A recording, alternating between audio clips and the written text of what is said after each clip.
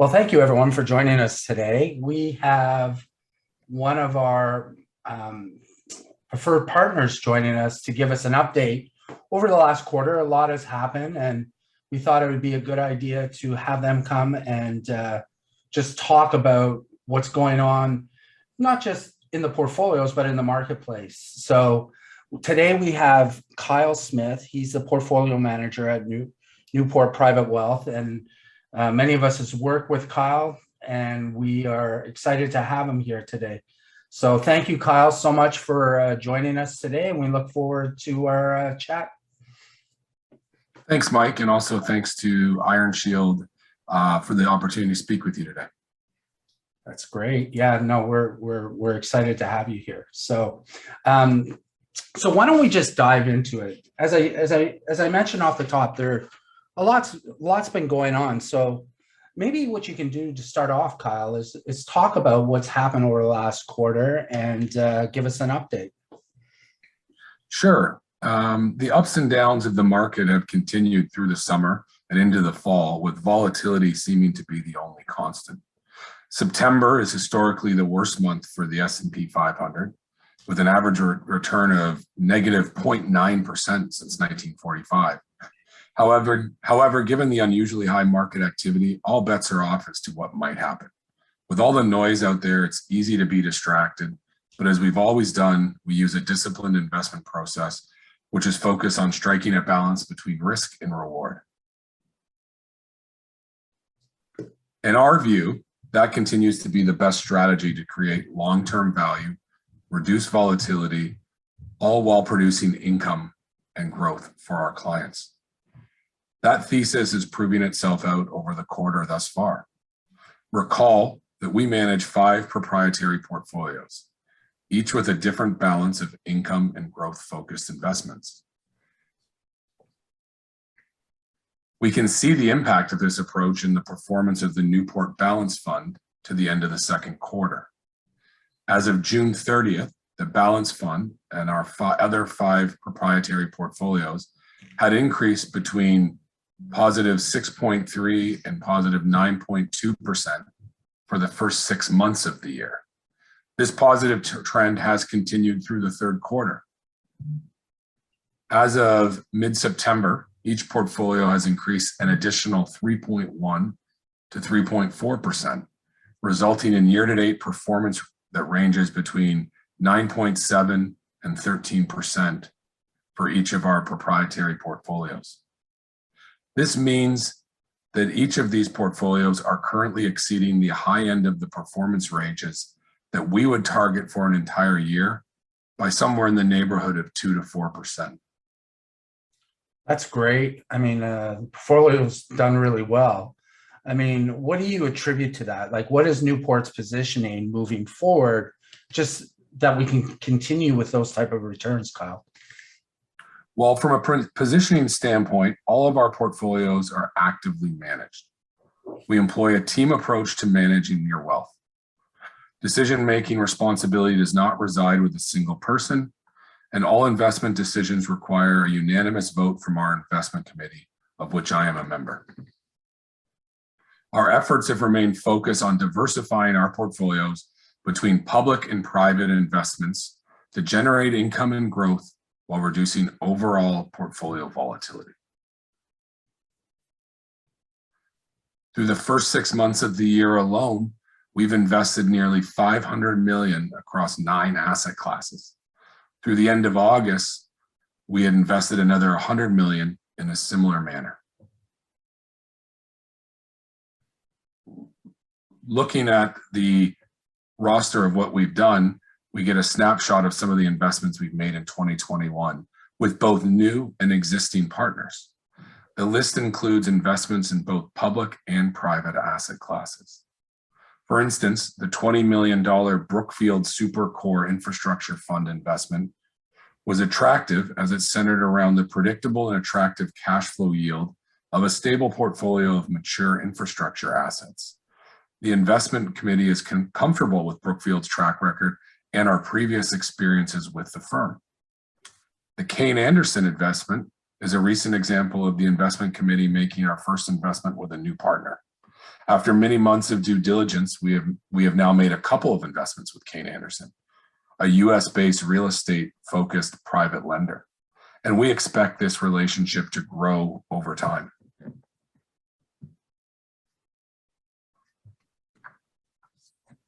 By diversifying the yield portion of our portfolio away from the public bond market, remains a priority of the investment committee. We do so by investing in asset classes such as private debt, mortgages, and income producing real estate. The results thus far are a testament to the value in diversification and the benefits of reducing client dependence on the bond market as the primary source of portfolio income. This can be seen in the performance of our diversified yield strategy in the first half of the year. By mid-year, our yield fund had outperformed the broader bond market by basically 9%. And this trend has continued forward into the third quarter. To give you an idea of what that diversification looks like, let's look at the asset class breakdown. Rather than rely on the bond market exclusively to add income in client portfolios, we have added investments in income generating real estate, private debt, mortgages, private equity, infrastructure, and high dividend paying stocks to increase the cash flow generating power of our portfolio. On the growth side of the equation, we have been making ongoing strategic cash allocations to our specialty managers throughout the year. But given valuations and the challenges presented by the ongoing pandemic, we are not increasing our allocation to the public equity markets as a percentage of our total portfolio. Our growth managers adhere to a strategy of investing in businesses that compound their worth over an entire business cycle.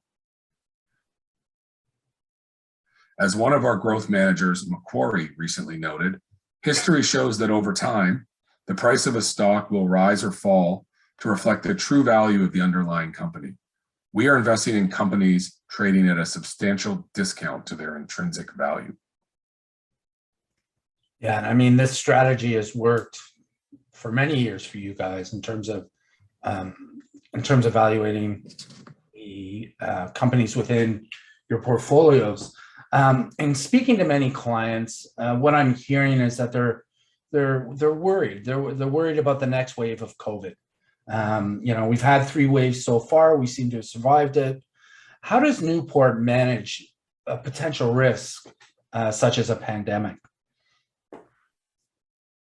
Well, outside of market variables, there's no question that the ongoing concerns about COVID resurgent and new variants is worrisome. It's especially true with kids going back to school and the usual flu season that will be upon us. Add to the fact that the economic recovery is still not moving forward at a consistent pace. It's a reminder that the reopening will not be linear and that now is not the time for unnecessary risk-taking. With all that in mind, our investment committee has been managing the portfolio with a keen eye towards mitigating COVID-related risk.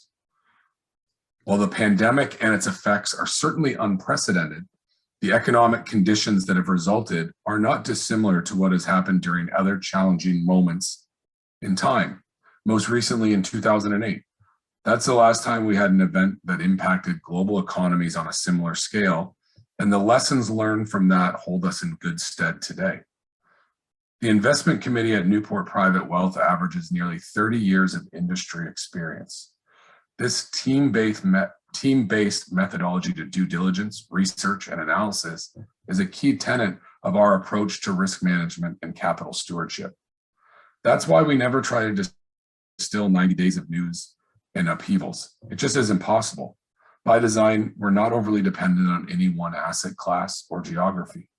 This is a key factor in mitigating risk, as our clients' portfolios are not overly dependent on the historically more volatile public equity and bond markets for growth and income. Right. And I mean, given all that, what are your thoughts regarding potential impact on the markets and in the portfolios when it comes to COVID as we move forward? Great question. Recall that our portfolios include public and private investments spread across 11 asset categories at present.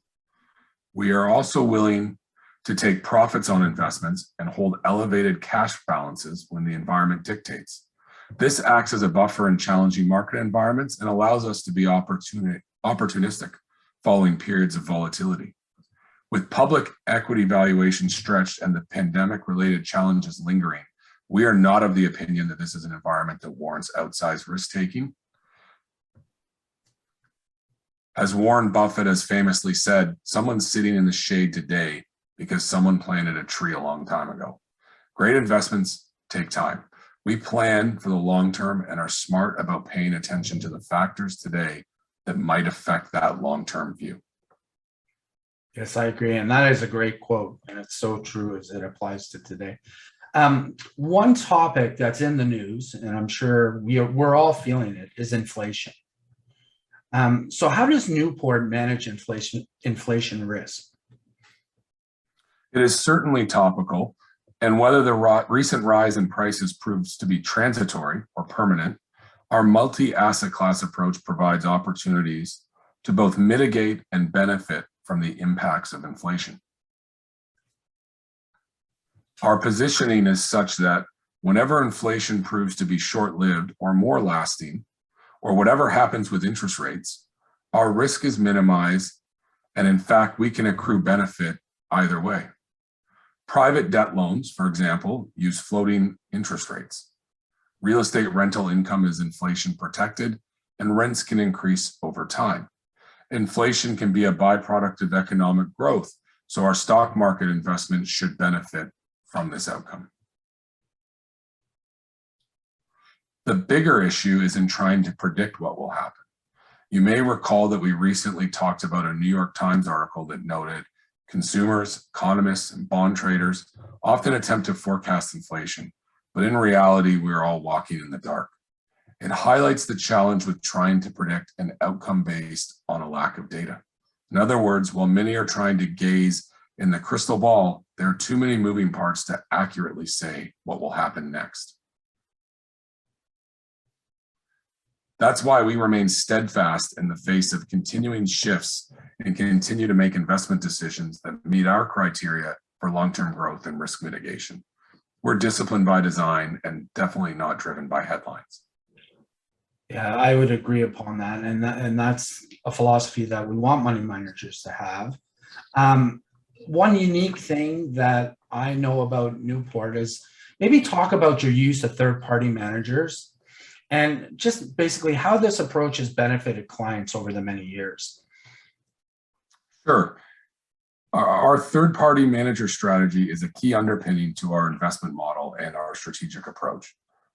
Recall that we utilize a network of 35 to 45 external product specialists for investments in the traditional stock and bond market and for access to alternative investments that are usually private in nature and available only to institutional investors. Our stock and bond managers are selected for a particular area of expertise, whether it be geographic, style-based, or some combination of the two. Our goal is to ensure that the overlap between these managers is minimized so that the concentration risk within the portfolio is effectively zero. We also select a global network of third-party specialists to access alternative asset classes, such as private debt, real estate, and mortgages. These assets provide elevated and diversified sources of income and growth potential that is largely uncorrelated with the public markets. All of this enables Newport to create unique mandates that are not solely reliant on bonds and stock dividends for income. And even more importantly, we're protected from the day-to-day volatility of stocks and bonds. We're often asked how we choose our managers. I like the analogy, or the one that I like to use, is that of a general contractor or family physician. Our investment committee is the generalist, and it in turn oversees a roster of 35 to 45 third-party specialists, managers to whom we have allocated capital for that specific investment expertise. For every relationship we form, note that extreme care is taken with the due diligence process. We believe the best outcomes are achieved when there's an established and long-standing relationship with best-in-class managers. These relationships also mean that we have access early and often to investments before others do. Investments that are often only available to the largest, most sophisticated or institutional investors. That said, we also believe it is of critical importance to remain objective and pragmatic when evaluating manager performance over time. We are not compensated by any of these third-party managers. This means that we remain truly agnostic and can approach investment opportunities free from bias or conflict of interest, two things that often plague our industry. It also allows us to judiciously assess every opportunity against a prescribed set of investment criteria. And because we know the managers well, we also understand how their approach will mesh with our long-term objectives. Yeah, I mean, it's great, and it's a very unique approach that is a little different than the rest of the industry. I mean, but the bottom line, what is the benefit of the clients with this approach, Kyle? How does it benefit them? Well, in addition to what we've already gone through as far as portfolio construction, there are added benefits and opportunities of which I think provide enormous benefit. For starters, it means that we can build our portfolios by utilizing an investment opportunity set that is effectively infinite in scope. If we identify and become comfortable with an opportunity, regardless of asset class or geography, we can add it to our portfolios. In contrast, most of our competitors are limited to their finite roster of in-house talent, expertise, and research capabilities. This significantly handicaps the scope of the portfolio. It also means that portfolios are constructed with ideas and products that are often best for the investment firm, but not necessarily their clients. We believe that our clients have earned the right to have this unlimited investment landscape, and given the wealth they have generated, they should not be forced to settle with a limited set of options. I agree, and once again, I think the benefit of the client is enormous. We're almost done here, Kyle, and I do have, do you have any parting words or something else that we haven't really talked about, but maybe you'd like to share with us? Yeah, I can think of a few things. Thanks, Mike. Despite a backdrop of continued market volatility and economic uncertainty, we're really pleased with our performance. We remain focused on preserving capital and generating cash flows for our clients. That's accomplished by taking a long-term view and managing risk effectively. To that end, we're not chasing short-term performance.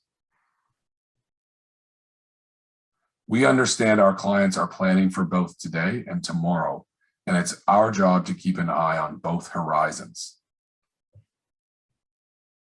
And of course, we want to thank IRONSHIELD and all of your advisors for their support of Newport over the years. Our referral network is incredibly important to us, and we like to think that together we're stronger and add tremendous value to our shared clients. Lastly, I'd reiterate that as with any good relationship, we also value your candid feedback. We're here to support you, and by knowing how we can help you, we can strengthen our collective efforts. We look forward to many more years of working productively together. Absolutely, Kyle. We absolutely feel the same, that you being part of our team and dealing with our clients is just added value to that relationship that we have. So we appreciate everything that Newport and what you have done over the years for us. So I just want to thank you on behalf of all the advisors at IRONSHIELD and the Canine Network, and say thank you to Newport for their continued support and strong relationship we have with you.